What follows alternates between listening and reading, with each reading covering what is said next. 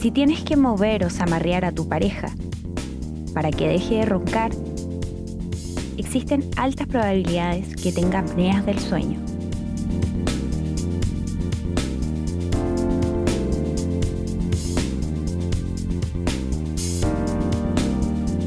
Roncar tiene solución.